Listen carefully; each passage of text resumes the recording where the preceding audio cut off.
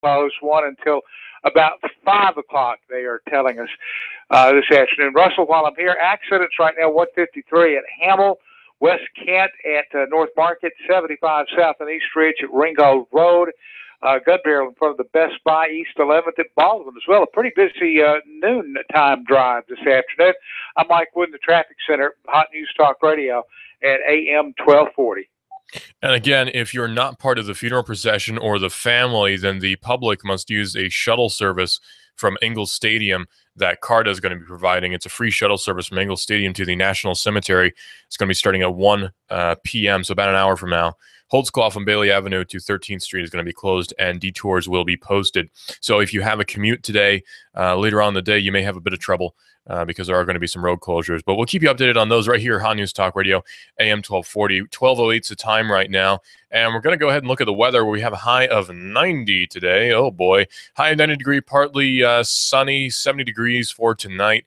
Mostly clear. Saturday, 94, mostly sunny. And Sunday, 91, mostly sunny. Fortunately, we're not going to be seeing much rain until Wednesday of next week. 30% chance of thunderstorms and 91 degrees for Wednesday of next week. So we're looking again at those road closures. Again, that's Old Hickson Pike between Gadd Road to Willbanks Road. It's going to be closed from approximately 1 to 4 today, and detours are going to be posted. And Highway 153 southbound between Hickson Pike and Amnicola is going to be closed from 2:45 p.m. until the procession passes, which could take 30 to 40 minutes. Again, if you're wanting to attend the burial, but you are not a member of the family, then you can take a free shuttle service for the procession. You can take a free shuttle service from Ingalls Stadium. CARTA is going to be providing that free shuttle service from Ingalls Stadium to the National Cemetery starting at 1. So you have about an hour to get there, 1 o'clock. And Holtzclough from Bailey Avenue to 13th Street is going to be closed, and detours will be posted. That's your update on the funeral procession and the funeral situation that we have downtown. That's your update from us here at Hot News Talk Radio AM 1240. We've got you covered. So patent trolling is kind of a problem in the tech sector. If you're not familiar with the concept, basically what happens is you buy up a whole ton of patents. And once you have those patents, you wait for somebody to build something that's in violation of that patent, and then you sue the pants off of them. And that's patent trolling in a nutshell. Well, Google is hoping to stop that procedure, that process that's been the bane of so many people's existence. Google is now giving free patents to startups to fight patent trolls. Google is becoming the Professor Oak of the startup world, according to The Verge. It's planning to give some small companies a pair of starter patents to help them out when it comes to getting off the ground and defending their intellectual property. Google does not appear to be making any money off of this program, but it does have an end goal. As a condition of the program, companies receiving Google's patents will have to join a patent licensing network that's meant to help Silicon Valley defend against patent trolls. Companies that sue over patent infringement without actually making any products. Google says that encouraging smaller companies to get on board with the program is just something that we think makes great sense. Google is calling this scheme, which appears to have been first spotted by TechCrunch, the Patent Starter Program. Only 50 startups or developers will be accepted into this program, and they have to meet certain requirements, including having a 2014 revenue between $500,000 and $20 million. Whoa, that's a bit of a gap. $50,000 or $500,000, I should say, or 20 million, somewhere in that range. Jeez, man. I mean, that's a crazy amount of money. If they're accepted, Google will identify 3 to 5 patent families that align with the participant's business, and the participant, I should say, will then be able to select 2 of them to keep. Participants will also be able to give they will be given a database of patents that Google has purchased from third parties, which they can then use to find assets that they may be willing to sell. So it's an interesting concept that may actually be helping out small businesses. Well, if you count a $500,000 business to $20 million business as a small business, then it'll help small businesses get off the ground, because after all, the patent system is kind of broken nowadays. You see, patenting and trademarking is not supposed to be the way it is now. It was never designed to be the way it is now. As it is now, patenting is kind of broken, and so is the trademark and copyright system. So what used to happen back in the day, back in my day, back in 95, we had a system in place where your copyright only actually lasted for 2 years, and that was it. So you get a 2-year patent or a 2-year copyright, and that was it. It's called an exclusivity period where you can recover your loss. So it's loss recovery, and that's it. So once you've gone through that period, it's pretty much over for you in terms of exclusivity, and then anyone can make your product. Kind of like Hydrox versus Oreos. It's the same exact thing, but for some reason Oreo comes out on top. Go figure. Or kind of like all dental floss is exactly the same, or how all toothbrushes are pretty much exactly the same, or Band-Aids are basically the same, except one bandage will have a different adhesive than Band-Aids do. It's all pretty much the same, except there's slight differences that allow them to be patented and thus different. Well, somewhere along the line, some lobbyist decided that he wanted the patenting system to last for a whole heck of a lot longer, and so these items never fell into public domain, and thus we have the patenting system that we have now, where things can be patented for 200 years plus. Think about it this way. Steamboat Willie. Yeah, I know. Steamboat Willie, the old cartoon from the 1910s or 20s or 30s. You know, that silent cartoon, the first one that had Mickey Mouse in it, that should be public domain by now. I mean, it's over 100 years old, but it's not.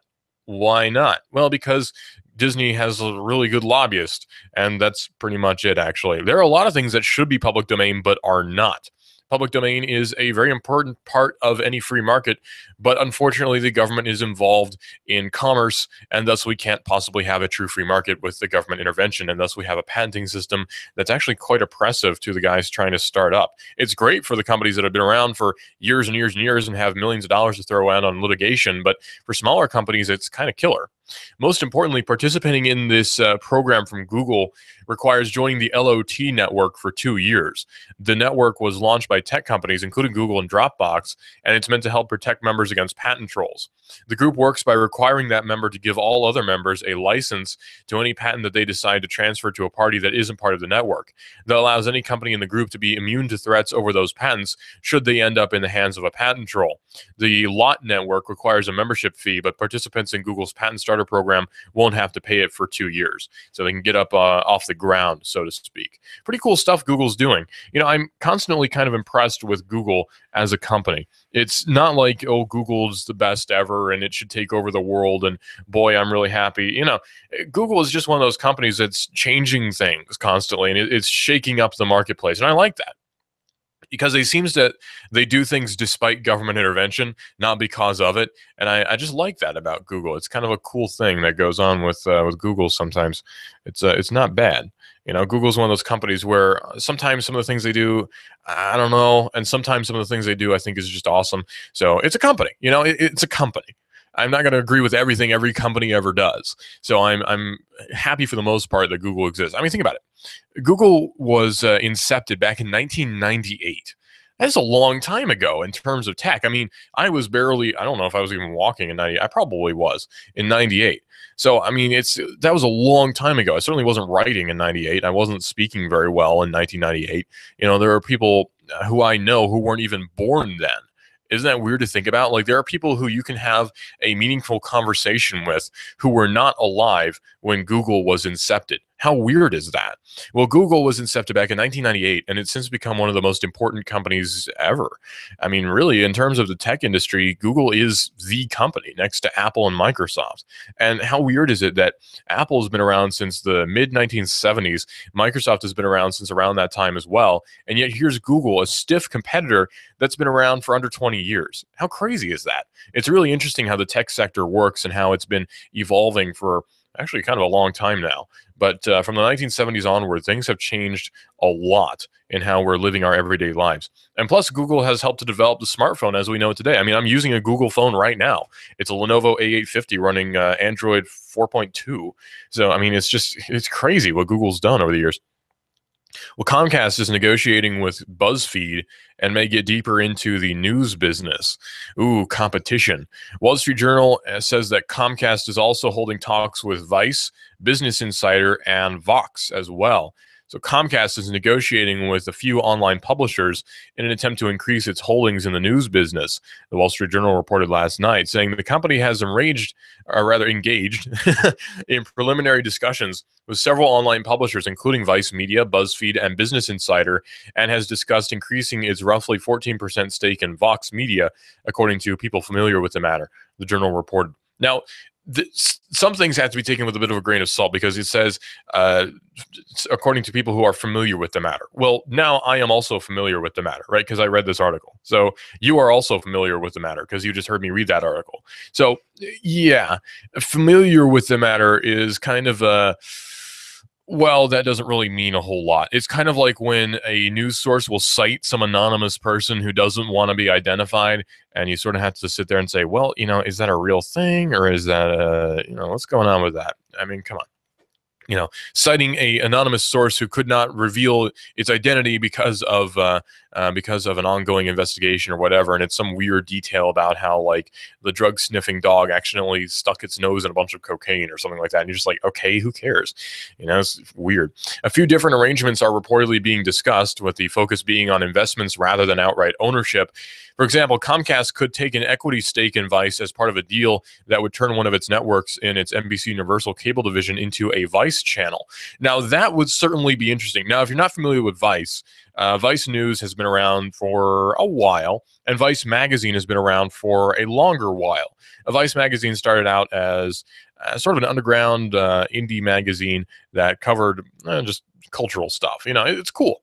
And then there's Vice News that does documentaries overseas, here in the States. There's the Vice foreign offices in Japan. There are several other foreign offices. And you see a lot of interesting documentaries, although some are with a bit of a leftist spin. I can handle that because I can tolerate that. So it's fine with me. I'm kind of happy with a lot of the stuff that they do, quite honestly. So Comcast looking to merge that into the NBC Universal series would be interesting, to say the least. As it is now, Vice has a series on, I believe, HBO. Yeah, on HBO.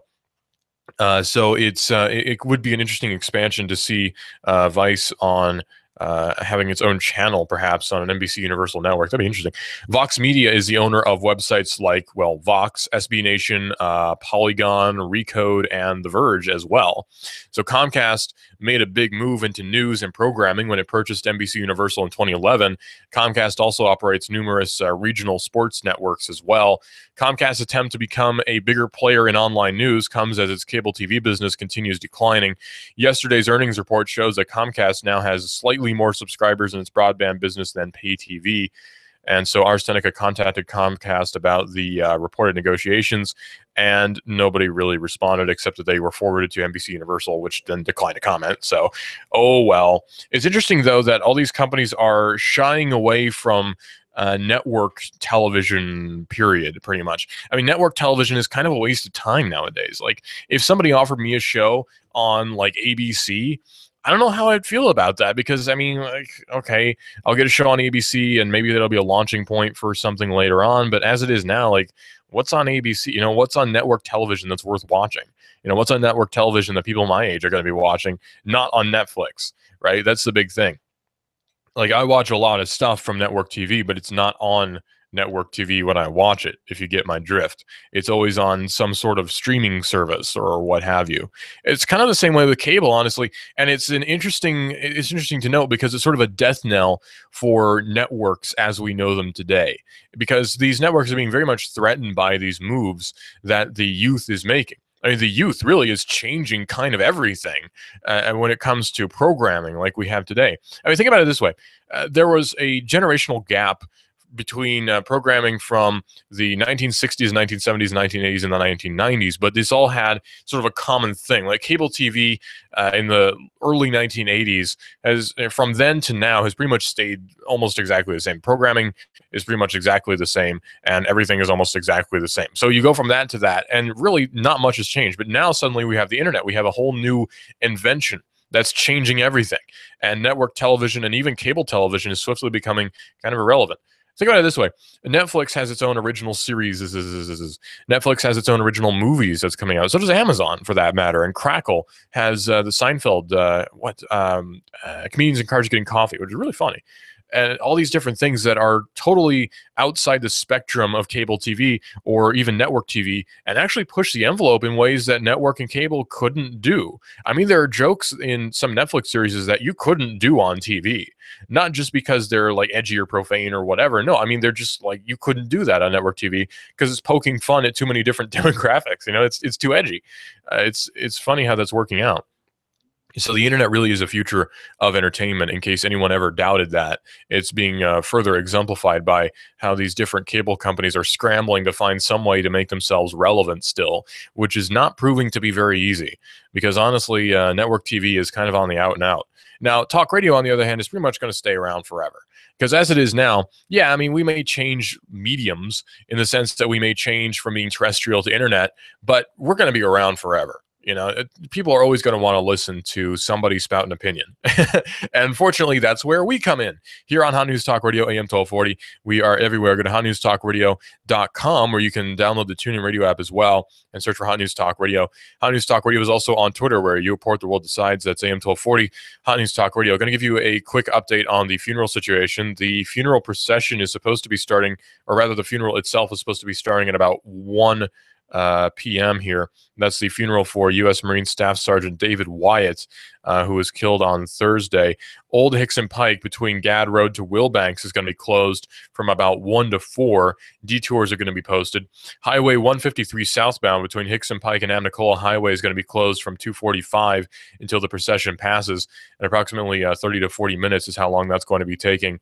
And the public should expect delays, as traffic is going to be stopped at pass points along the procession route. That's Old Hickson Pike to Austin Road, over to Hickson Pike to South Highway 153, then to Amnicola, then to Wilcox, and then to South Holtzclaw Avenue, and then onto the National Cemetery. And South Holtzclaw Avenue, between Bailey's Avenue and East 13th Street, is going to be closed from 1 o'clock p.m. until 5 o'clock p.m., and detours are going to be posted. For public parking, you can park in the baseball fields off of Gad Road, and the Hickson United Methodist Church doors are going to be opening, or have opened, at 11:30 for service attendees. And then the procession is going to begin at around 2:45 and is expected to last about 30 minutes.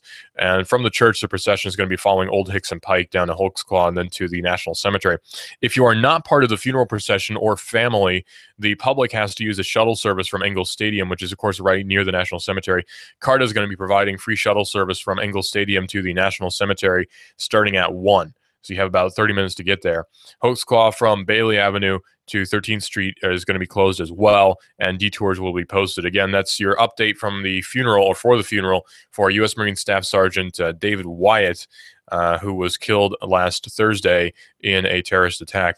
Now, as it is now, again, if you're not part of the family, if you're not part of the procession, then you can get the free shuttle service from Engel Stadium to the National Cemetery starting at 1 p.m. Again, Engel Stadium, of course, is right near the National Cemetery, and there may be parking at the cemetery as well, although I wouldn't bet on that. So Engel Stadium is probably your best bet if you're not a member of the family. That's your update on the weather, on the I should say, the funeral situation from us here at Hot News Talk Radio, AM 1240, and hotnewstalkradio.com. Also on the TuneIn app, Hot News Talk Radio on the TuneIn app. Looking at the weather again, real quick, 90 degrees is what we're expecting today for the high, and 70 degrees for the low. Fortunately, not a high chance of rain. Mostly it's just a little bit cloudy.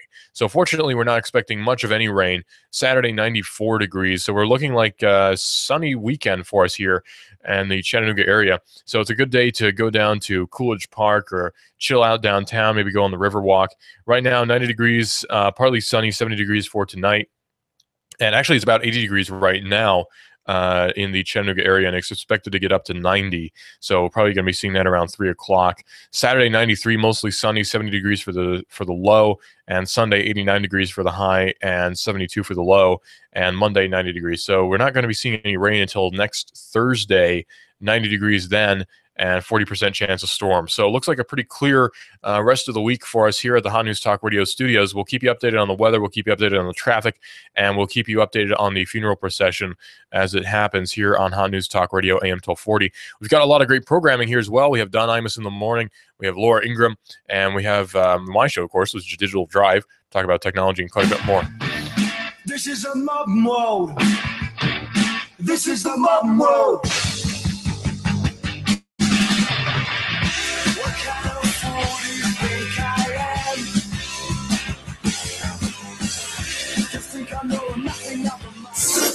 You give us 12 minutes and 40 seconds, we'll give you Chattanooga and the world. News Talk 1240. Hi, this is your computer speaking.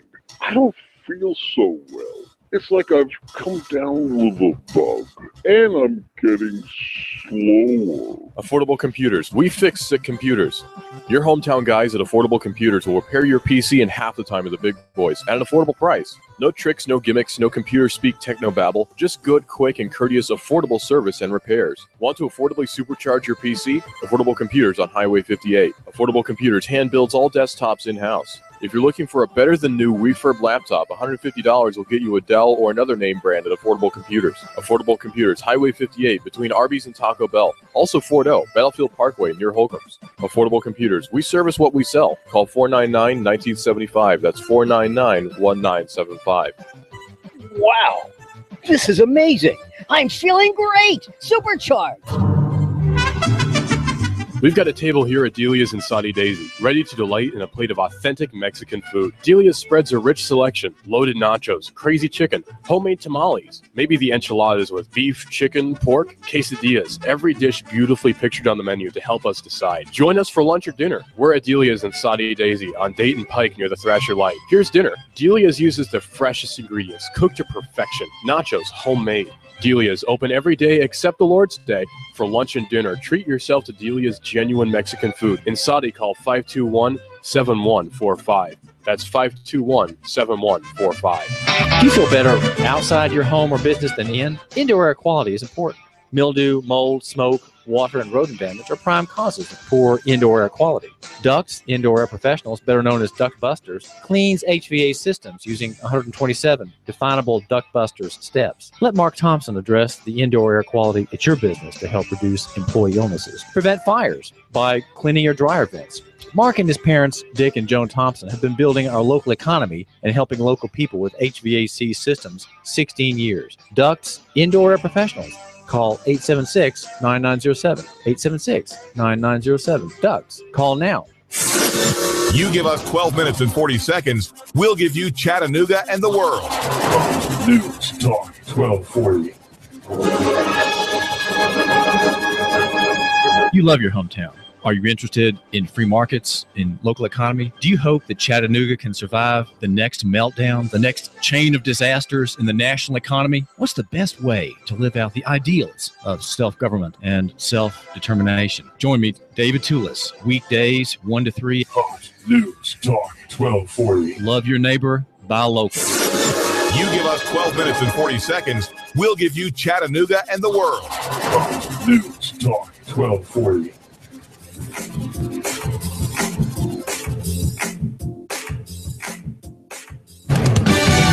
Fox News Radio. I'm Lillian Wu. The search for clues into the Louisiana movie theater shooting continues as victims' families mourn the two women killed. Macy Bro, who's 21, and Jillian Johnson, a 33-year-old local musician. Fox's Will Carr, gunman killed himself. Donald Trump not ruling out a third-party run as he continues to lead the polls. Billionaire taking a trip to the border with Mexico Thursday. At every stop here, Donald Trump was asked to apologize for comments about Mexican immigrants, declining each time, saying the media distorted his words and predicting widespread support from Hispanic voters. And people are saying, oh, it's so dangerous what you're doing, Mr. Trump. It's so dangerous what you're doing. I have to do it. Trump with a caravan and city leaders headed to the World Trade Bridge, a major crossing for commercial traffic. Fox Radio's Jared Halpern in Laredo, Texas. And the WWE cuts ties with Hulk Hogan amid reports he used racial slurs. Fox News. We report, you decide. You give us 12 minutes and 40 seconds, we'll give you Chattanooga and the world. Hot News Talk 1240. 12:31 here at Hot News Talk Radio. We're going to go to the traffic from Mike Wood here at Hot News Talk Radio. And we want to talk one more time, Russell, about the street closures coming up this afternoon, the funeral service and procession for Staff Sergeant David Allen Wyatt. Old Hickson Pike again between Gadd Road and Wilbanks Road closed from about 1 this afternoon until about 4 o'clock. They'll have detours posted. Highway 153 southbound between Hickson Pike and Amnicola closed from about 2:45 until the procession passes. They're expecting about a 35-minute procession on that.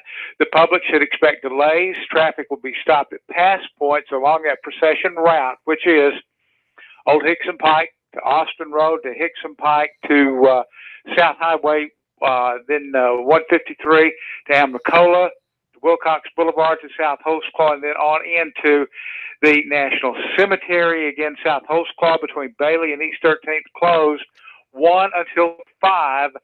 And again, detours will be posted there. Keep that in mind. Let me give you some more accidents too. 3100 Brainerd at South Crest right now. An accident, one on Snow Hill Road at Monger Lane. One with some injuries. Hickson Pike right now at East Boy Scout. That in the last few minutes.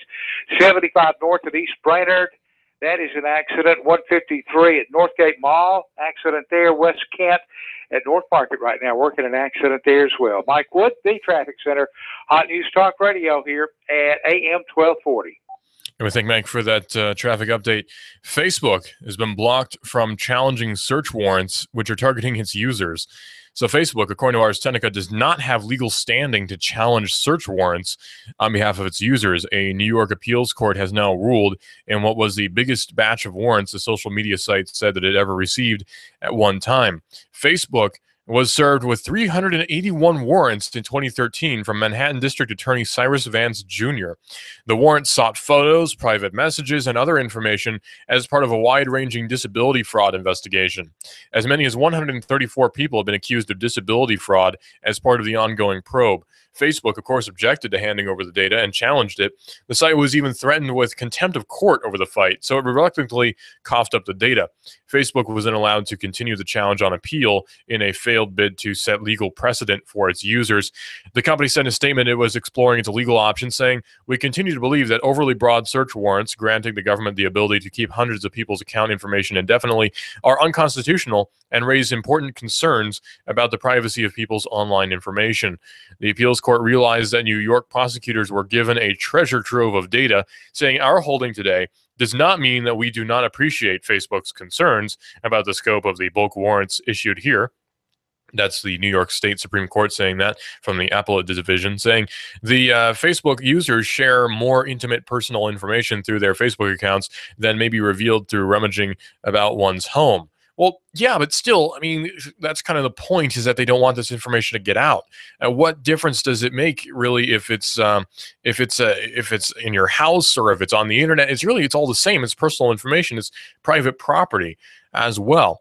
And we just got a report from 153 southbound that there are hundreds of motorcycles engaged in that procession. In fact, we saw photos and videos earlier of quite a few motorcycles in what's called some have referred to it as a Patriot Division, driving along 153 South in honor of the fallen Marine Staff Sergeant Wyatt. So hundreds of motorcycles now on 153 South.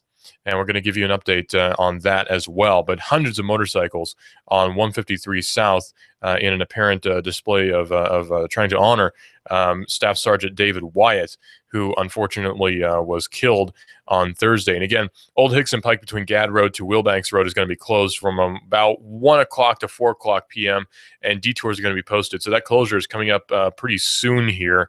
And the public should expect delays as traffic is going to be stopped at pass points as well. And 153 southbound between Hickson Pike and Anacola Highway is going to be closed from 2:45 p.m. until the procession has passed, which is going to be about 30 to 40 minutes. So you have about 2 hours and 45 minutes, or rather about an hour and 45 minutes until that occurs. And we'll keep you updated on that traffic situation as well. And that's your update on that right here from Hot News Talk Radio. But we're going to go to Confederate Mike live with an update from that here at Hot News Talk Radio, AM 1240. Confederate Mike, you there? Hey,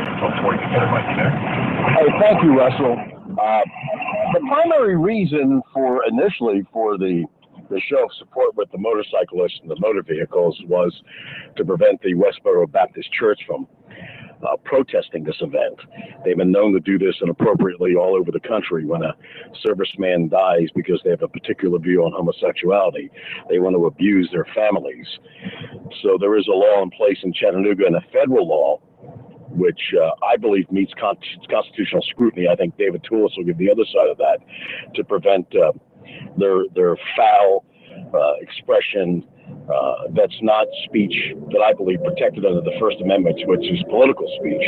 But what they do is, for people that are not familiar with them, they rally around funerals and they degrade our military men, calling them homosexuals and fags and gay supporters and so on and so forth. And at a funeral, that's the last thing you want to hear when your loved one's been murdered by the enemy. So part of this procession is to prevent those wonderful folks of Westboro Baptist Church, and I put the Baptist Church in quotations, from interfering with the funeral of this fallen hero. And we'll keep you posted and live as the wall grows, the wall of cars, from not only just Chattanooga, Russell, but from all over the country, and the wall of motorcycles, broadcasting live from Hot News Talk Radio, Confederate Mike.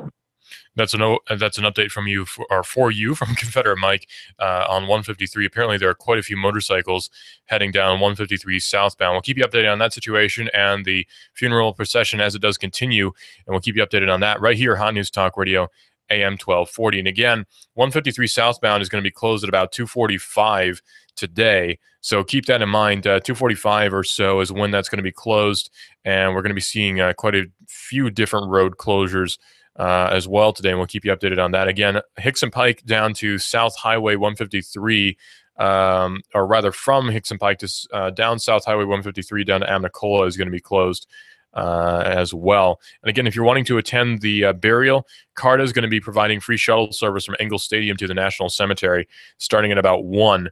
And the road closure is from Holtzclaw to Bailey Avenue to 13th Street, and detours are going to be posted for that. So as it is now, the funeral has not quite begun in terms of the burial, but the procession is expected to be starting at about 2:45 is when the roads are going to be closed. So 153 South is going to be closed from about 2:45 until the procession passes, and the public should be expecting delays, and traffic is going to be stopped at pass points along that route. And we'll keep you updated on that situation right here, Hot News Talk Radio, AM 1240. 12:39 is the time right now here at Hot News Talk Radio, and the Pentagon had a bit of a blunder that revealed a major protocol problem when it comes to anthrax. Yeah, the scale of the Defense Department's mishandling of the deadly anthrax virus, which has seen live spores shipped to dozens of labs across 8 countries, highlighted a major problem with the protocols for dealing with such dangerous materials, the Pentagon said. Now, keep in mind, anthrax is kind of a biological weapon. It's kind of a problem, actually, to use that in warfare, because biological warfare is, of course, not really allowed. It's not legal in terms of international law and Geneva Conventions and so on. You can't actually use biological weapons. So why we're researching biological weapons, your guess is as good as mine, although you could make an argument that's being researched in order to counteract the effects of anthrax should an enemy decide to use it. Although that's questionable, to say the least. We'll put it that way. It's a little bit questionable, the motives that they have. A month-long Department of Defense probe into the root cause behind Utah's Army lab blundering shipments of live anthrax has revealed major lapses with protocols on dealing with the deadly disease, which resulted in the shipment of live samples across 20 states and to 7 foreign countries, including Canada and Germany as well. One of the main problems was a systemic lack of specific standards in the preparation and transport of anthrax samples, the probe found. By any measure, this was a massive institutional failure with a potentially deadly biotoxin, Deputy Secretary of Defense Bob Work said in a press conference on Thursday. However, probe failed to identify a single root cause of the failure. So, in other words, the DoD and the Pentagon is so gangly and so big and so unwieldy that nobody can really tell what the root cause of any problem is, and there's basically no accountability whatsoever, and whoever's responsible for this, or whatever committee is responsible for this, is going to remain in place for basically forever. Thanks a lot, guys.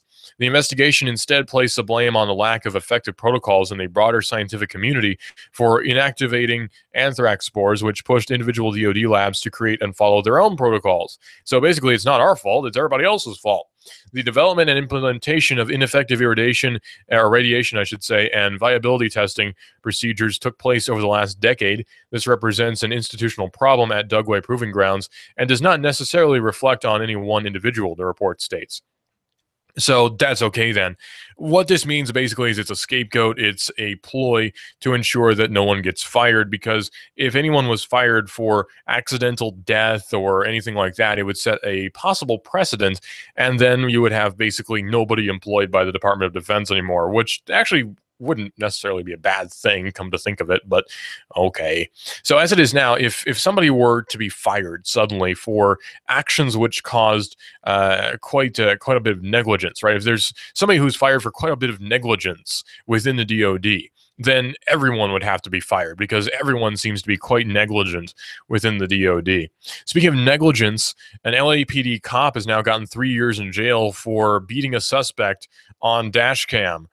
Yeah, a Los Angeles Police Department 18-year veteran was handed a 3-year jail term Thursday, 6 weeks after being found guilty of striking a handcuffed female subject in the crotch and throat. Much of the 2012 incident was captured on a police cruiser's dash cam. Officer Mary O'Callahan was convicted of felony assault under the color of authority. The 35-year-old victim, Alicia Thomas, later died that July evening. A medical examiner concluded that cocaine intoxication was a major factor in the death of the Los Angeles mother of two, so the officer was not charged in connection to the woman's death. We don't know if the assault played any part in the death of that woman. The sentencing comes in the wake of a high-profile police beating, or rather high-profile police beatings nationwide, prompting both police departments and the public to call for officers to be outfitted with body cameras and to have dash cams inside patrol vehicles. In this instance, O'Callahan's conviction underscored the camera's value of providing the public a level of accountability that likely would not have existed without the surveillance technology. During the Thursday sentencing hearing, the victim's mother, Sandra Thomas, said from the witness stand that, "I have asked God to help me learn how to forgive her." The 50-year-old officer was a mother of three and cried when it was her turn to address the judge, saying, "Mother to mother, I am extremely sorry for the loss of your daughter," she says. Superior Court Judge Sam Otta suspended 20 months from the 36-month sentence with good behavior means the officer could be released in 5 months. The dashcam video sealed the case, jurors said after convicting the officer in June, saying it played a big role. Deidre Garcia, a jury forewoman, told reporters at the time, "It gave us a lot of evidence." The LAPD is in the process of outfitting 7,000 officers with body cams, although we're not sure if body cams are actually going to make much of a difference at all in terms of police accountability, because it's easy enough to just cover them with your hand or turn them off or whatever. So we're not sure if that's actually going to make much of a difference. Also worth considering, and this is sort of a subject of contention. This is a subject of a bit of debate, friendly, of course, debate between some of us here at Hot News Talk Radio, is whether or not these body cams are A, going to do any good, and B, if it's actually a further step into surveilling people. Well, think about it this way. Yeah, cops will have body cams. And on the one hand, on its face value, that sounds kind of great. I mean, yeah, police accountability, awesome. But on the other hand, that means cameras are going to be pointed outward at regular everyday citizens pretty much 24/7. So what you have essentially is a walking surveillance camera. And that sounds like a bad idea, actually, believe it or not. A walking surveillance camera, for some reason, to me, sounds kind of frightening. And in fact, it sounds rather, almost illegal, actually. Of course, yeah, reasonable expectation of privacy. If you're walking along the street on a sidewalk, you can pretty much film whatever you want. But it seems a little bit weird to think that you have these guys walking around with cameras that are pointed at everybody. That seems a little bit off-putting. But then again, reasonable expectation of privacy. If it was a private individual doing it, I probably would have a problem with it, but because it's cops doing it, I do. So maybe I'm a little bit biased in that regard, but still, it seems kind of off-putting that you have a walking surveillance camera, essentially, with a body cam constantly pointed outwards, viewing everything that ever happens in front of that particular officer. Seems a little bit off-putting, to say the least. So we'll have to see how that develops, because, again, this is sort of an infant technology as it is. I mean, body cams, while we know in theory how they'll work, in practice, there's not a whole lot of testing. At least there's not long-term testing of body cams, the effectiveness, whether or not it leads to actual accountability. And of course, there's always the policeman's Bill of Rights, which allows them to review evidence and all these sorts of things, which your average citizen doesn't get. So there are a lot of problems with accountability still. And yeah, no, that doesn't mean that every cop ever is a bad person per se. I mean, no. But that also means that there should be changes made to the system. Yeah, there are a lot of problems with the policing system that we have today. It seems to be mostly revolving around a monetary gain instead of actual justice. That's our main problem. But that doesn't mean that the individual officers who are involved in this monetary gain are necessarily bad people for being involved in it, although it does make you raise some questions as to why more questions aren't being raised, if you get my drift. Why aren't more people pointing out the problems with the monetary gain system of policing that we have today from the inside? We don't see a whole lot of examples of that. Maybe I'm simply ignorant to more examples of that, but it seems as it is now, not enough people, especially policemen, are coming forward with stories of abuse on the side of the police. It seems kind of, well, inconsistent, really, that people say that they're there to promote justice and enforce the law, except when it comes to cops. It seems a little bit contradictory, but we don't know the whole story. That's part of the problem with both reporting and with having opinions, I guess, is not knowing the whole story. On its face, it might look like a story of awful police brutality, but then when you look at it closer, it may not be the case. So you have to, as a reporter especially, you have to be objective with everything. I can say my opinion about it all day. That's what this show is for. But on the news show at 5, it's just the facts. There's no opinion there. So you got to be careful when we're talking about police brutality, when we're talking about really anything. Be as objective as possible, I suppose. Is when you're looking at a story like this, you can't just say, a case of police brutality today. We don't know yet. The investigation's not done. There's been no conviction. You can't just throw around terms like that. Innocent until proven guilty. And that applies here on Hot News Talk Radio as well. If you are in a trial presently, you are defendant in that trial, and I presume no guilt over you when reporting on a story. Whatever my personal feelings may be, I have to presume no guilt whatsoever when we're talking about news reporting. It's very important. Chrysler has recalled 1.4 million cars at risk of being remotely hijacked, I should say. So it used to be, if you wanted to hijack somebody's car, you kind of had to, have physical contact with it. Not these days. Chrysler has announced a voluntary recall of 1.4 million vehicles just days after Wired reported a frightening vulnerability that allows hackers to remotely seize control of cars equipped with the automaker's Uconnect system. Chrysler has integrated Uconnect in its vehicles since late 2013, and security experts initially believed all of those cars could be susceptible to hijacking. A video published alongside the report demonstrated that someone with the right knowledge could cut a car's brakes, turn off the engine, or potentially overtake the steering wheel as well. So the affected vehicles are as followed. The 2013 to 2015 MY Dodge Viper specialty vehicles, 2013 to 2015 Ram 1500, the 2500 and the 3500 pickups, the 2013 to 2015 Ram 3500, 4500, 5500 chassis cabs, and the 2014 to 2015 Jeep Grand Cherokee and Cherokee SUVs, and also the 2014 to 2015 Dodge Durango, 2015 My Chrysler 200, Chrysler 300, and Dodge Charger sedans, and the 2015 Dodge Challenger Sport Coupe. Lots of cars affected by this. The primary focus was on the Jeep vehicles, especially the Grand Cherokee and the regular Cherokee. I guess the Grand Cherokee and then the Cherokee Brave, I suppose. I don't know. Chrysler owners can visit the website and enter the car's VIN to see if it's included in the recall. If so, you will receive a previously released patch on a USB flash drive that fixes the issue. Today, Chrysler also revealed that it's taken network-level security measures to prevent the type of remote manipulation that was demonstrated by Wired. The company is presently unaware of any injuries related to software exploitation, nor is it aware of any related complaints, warranty claims, or accidents independent of media demonstration. Again, it was a security research team that demonstrated this hijacking. It wasn't meant to be a scare tactic. It was just to prove that it could be done. And the effects of it are so far have not been seen on the road. Let's go live now to Confederate Mike, who's on the scene. Confederate Mike, you there? Hi, Russell.